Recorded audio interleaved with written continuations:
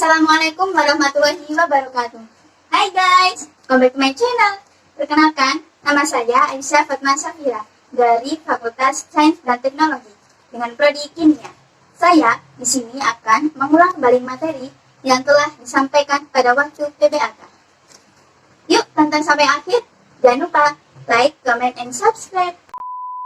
Nah, saya di sini mengambil dua materi pada hari pertama, yaitu tentang akademik dan kemahasiswaan. Lalu untuk hari kedua saya mengambil 4 materi, yaitu materi tentang DEMA, SEMA, dan UKM, serta moderasi beragama. Untuk hari pertama, materi pertama saya mengambil materi tentang akademik, disampaikan oleh Wakil Rektor 1 UIN Malang. Pada proses pembelajaran atau proses pendidikan dan pengajaran yang biasanya berlangsung sampai 8 semester, itu minimal kemudian lebih ada 150 sampai 160 SKS yang harus kalian selesaikan. Kemudian penelitian, baik itu skripsi, tugas akhir, maupun yang lain, juga pengabdian masyarakat, baik itu PKL. Selanjutnya, saya akan menerangkan materi yang kedua, yaitu kemahasiswaan, yang disampaikan oleh Dr. Haji Ahmad Fatah Yasin, MAG. Mahasiswa baru harus mengupayakan diri baik secara mental dan spiritual dalam mengikuti perkuliahan di Universitas Islam Negeri Maulana Malik Ibrahim Malang.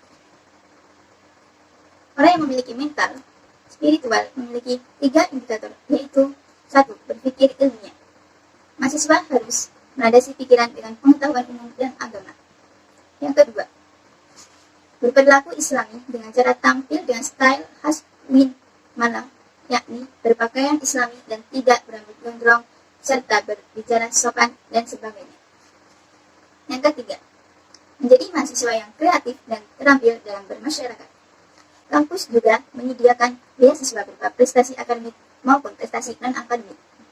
Universitas Islam Negeri Maulana Malik Ibrahim Malang juga memiliki akselerasi. Jadi, saat semester 7 diperbolehkan mengambil S2, namun dengan syarat dan seleksi yang cukup ketat. Saya akan menjelaskan materi hari yang kedua. Untuk materi yang pertama, saya akan menjelaskan tentang DEMA. DEMA atau disebut dengan Dewan Eksekutif Mahasiswa merupakan organisasi intrakampus yang merupakan lembaga eksekutif mahasiswa di level universitas. Jika di kampus-kampus negeri di bawah naungan Kemendikbud, ini menggunakan istilah BEM, Badan Eksekutif Mahasiswa. Namun, ketika di bawah naungan dari Kemenhak, ini menggunakan istilah DEMA, Dewan Eksekutif Mahasiswa. Ini sudah diatur dalam SK Dirjen 4961. Dijelaskan bahwasanya DEMA memiliki fungsi yang pertama, sebagai pelaksana program organisasi kemahasiswaan. Kedua, sebagai lembaga mengkoordinasikan dan menginstruksi pelaksanaan kegiatan kemahasiswaan di tingkat universitas. Dan adapun tugas DEMA, yakni diantaranya yang pertama, melaksanakan program kerja organisasi yang sudah disepakati oleh Senat Mahasiswa Universitas, mengkomunikasi dan menginformasikan kegiatan kemahasiswaan di tingkat universitas, melaksanakan koordinasi dan sinkronisasi kegiatan kemahasiswaan. Jadi, DEMA merupakan yang mampu mengkoordinasi dan mensinkronasikan antara kemahasiswaan yang ada di dalam unit untuk menciptakan program-program kerja sebagai menyediakan wadah untuk teman-teman mahasiswa di unit. Kementerian DEMA Universitas. Kegiatan kemahasiswaan ini tidak mungkin dilaksanakan sendiri-sendiri. Harus ada beberapa kementerian yang kemudian menjabarkan menerjemahkan keinginan-keinginan kita di Dewan Eksekutif Mahasiswa, agar semua yang dimaksudkan sebagai upaya pengembangan soft skill dari mahasiswa Universitas Islam Negeri Maulana Malik Ibrahim Malang. Ada 6 kementerian, diantaranya yakni: pertama, Kementerian Dalam Negeri. Ini nantinya akan mengkoordinasikan atau mengkomunikasikan di lingkungan internal UIN Malang sendiri. Yang kedua, Kementerian Luar Negeri. Untuk gerak langkah eksternal yang akan mengkomunikasikan lembaga-lembaga di UIN Malang dengan lembaga-lembaga di luar UIN Malang, sehingga kita kita tidak hanya kuat di internal, tapi kita berusaha juga kuat secara eksternal. Yang ketiga, Kementerian Sosial, Hukum, dan Politik. Ini lebih kepada pengembangan atau kajian yang terkait isu-isu yang berkaitan dengan sosial, hukum, dan politik. Sebagai mahasiswa, kita tidak hanya belajar dari satu sisi. Kita harus memperkuat dari segala sisi sehingga kita menjadi pribadi yang multitasking. Yang keempat, Kementerian Agama. Untuk upaya berkolaborasi sebagai kampus yang ulul albab, ada integrasi keilmuan antara sains dengan agama. Integrasi itu akan kita temukan dengan titik-titik yang kemudian menjadi kekuatan kita sebagai insan-insan ataupun mahasiswa Universitas Islam Negeri Maulana Malik Ibrahim Malang ini yang memiliki jargon mahasiswa ulul albab. Yang kelima, Kementerian Pengembangan dan Kreativitas. Ini tetap berkoordinasikan antar kementerian untuk mendukung beberapa program kemahasiswaan oleh DEMA agar menjadi kesatuan yang utuh. Pengembangan tetap terus dikasih support kepada Kabinet Sakti untuk periode 2021 sehingga kita melakukan beberapa langkah kreativitas untuk mewujudkan apa yang dicita-citakan oleh kita bersama.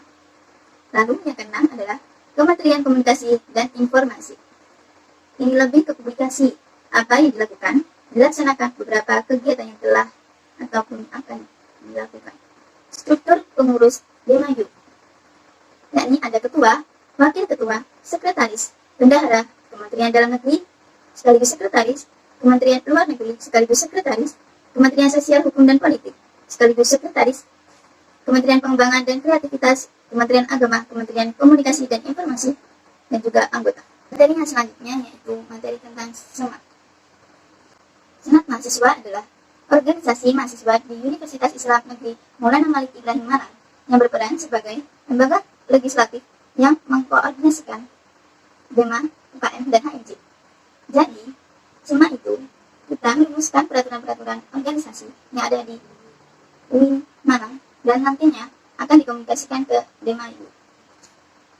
Visi SEMA yaitu terwujudnya Senat Mahasiswa Universitas sebagai lembaga legislatif, transformatif, kolaboratif, progresif, berdasarkan asas kebersamaan dari keluarga serta menjunjung tinggi profesionalitas. Fungsi SEMA, advokasi. Jika ada kendala, kita sampaikan kendala tersebut. Legislasi, pengawasan, dan penganggaran. Biasanya, kalau ada mahasiswa-mahasiswa ada kendala seperti terkait UKT atau masalah yang lain, nah, SEMA ini yang nantinya akan menjembatani mahasiswa-mahasiswa untuk menyampaikan ke pihak-pihak terkait. Tugas SEMA, yakni pertama, mengawasi dan mengontrol DEMAYU. Yang kedua, memberikan persetujuan setiap kegiatan yang akan dilaksanakan oleh DEMAYU. Yang ketiga, memberikan pengesahan setiap laporan pertanggungjawaban setelah selesai agenda tersebut. Yang keempat, memfasilitasikan aspirasi mahasiswa kepada pihak-pihak yang bersangkutan. Selanjutnya yaitu materi tentang UKM. Yang pertama yaitu UKM Menwa. Materi yang selanjutnya yaitu materi tentang UKM. Yang pertama, UKM Menwa atau disebut dengan resimen mahasiswa.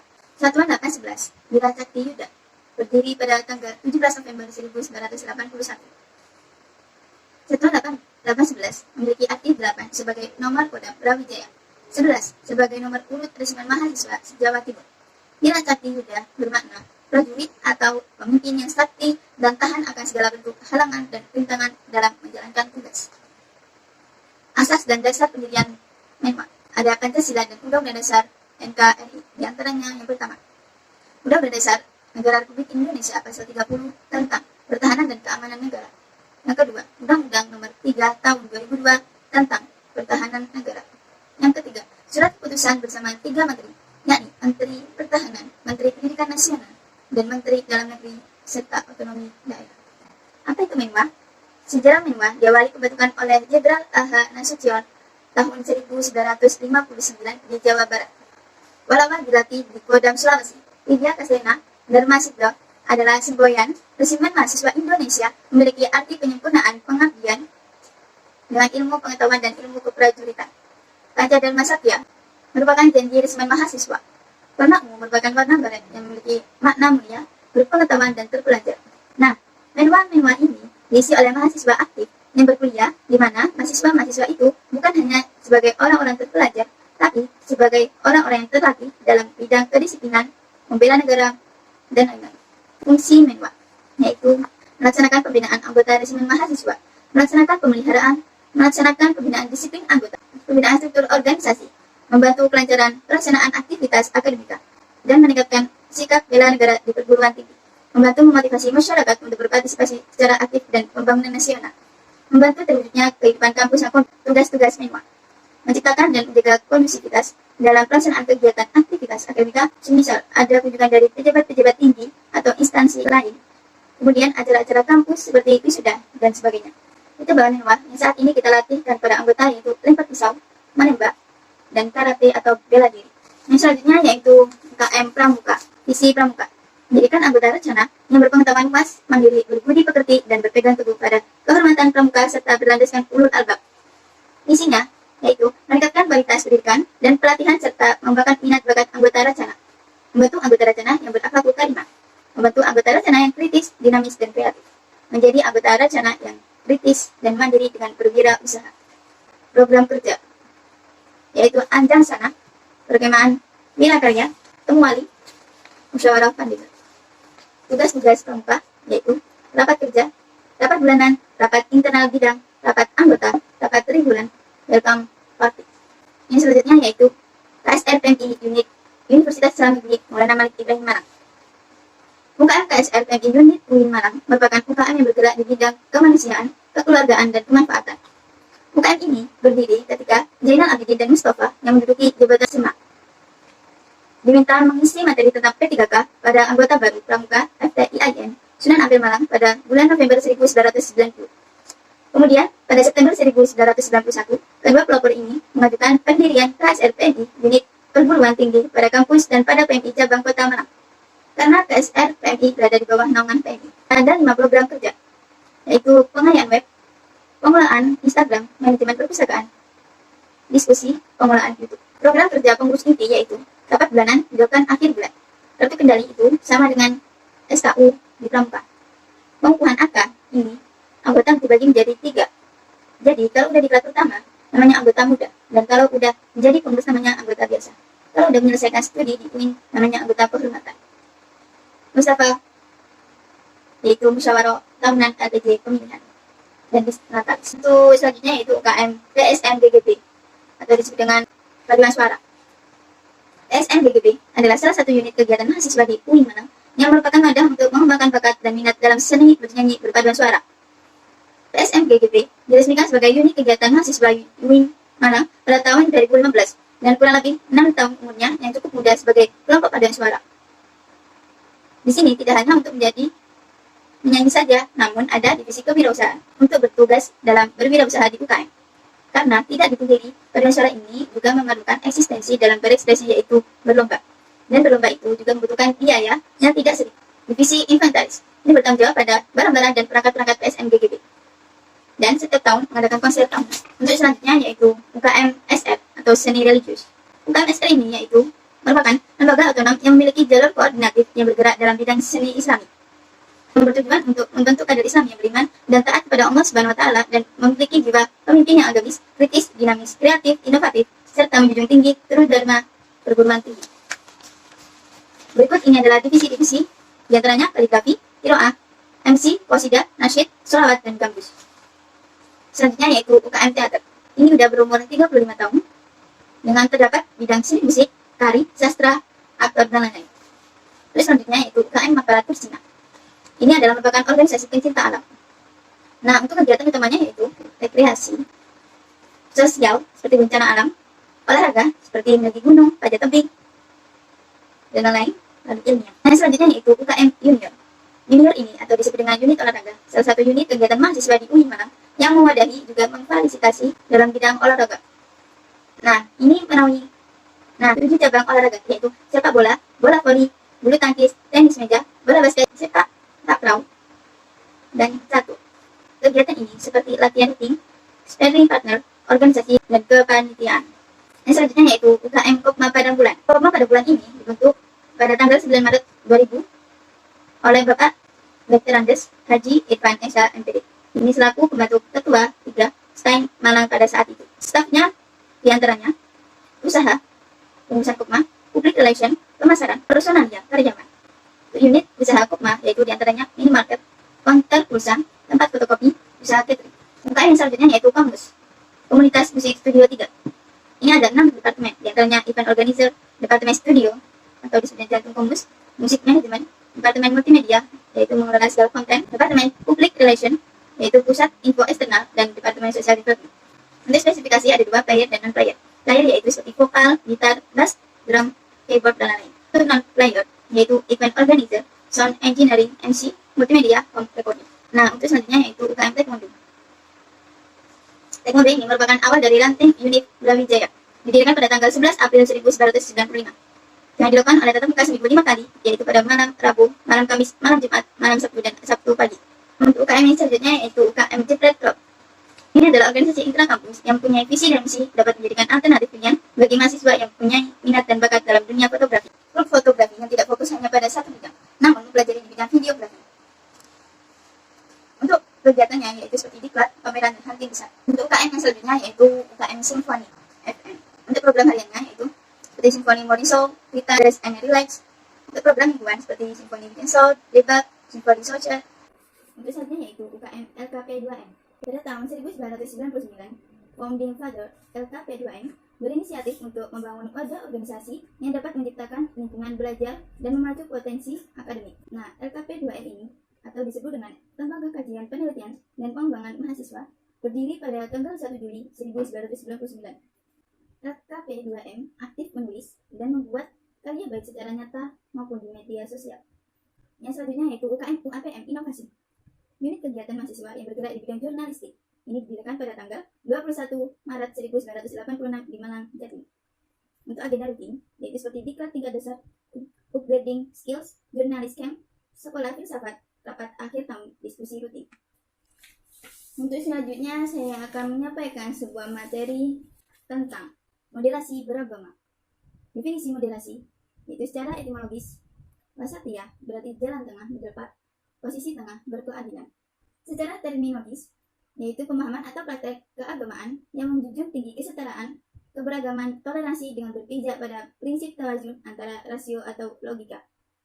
Dasar teologis, yaitu adalah Al-Quran Sunnah Al-Baqarah ayat 143, beberapa hadis dalam Sahih Bukhari, legal opinion of the Jewish and Muslim scholar. Kenapa moderasi relevan dan urgent di Indonesia? Karena Islam sebagai agama rahmatil alamin yang menjunjung tinggi keadaban dan harmoni inter dan antar pemeluk agama. Yang kedua, historisitas Islam di Indonesia, maksudnya Islam ke Nusantara via dakwah not war. Yang ketiga, karakter masyarakat Indonesia yang lekat dengan kesantunan dan harmoni akan akar tradisi Hindu, Buddha, dan lain-lain. Yang keempat, ideologi bangsa Pancasila dan moto Bhinneka Tunggal Ika.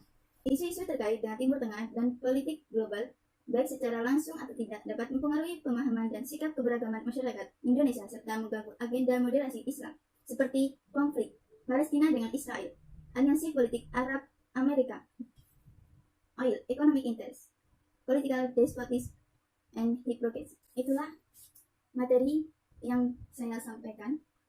Jika ada salah kata atau ucapan, saya mohon maaf. Wassalamualaikum warahmatullahi wabarakatuh.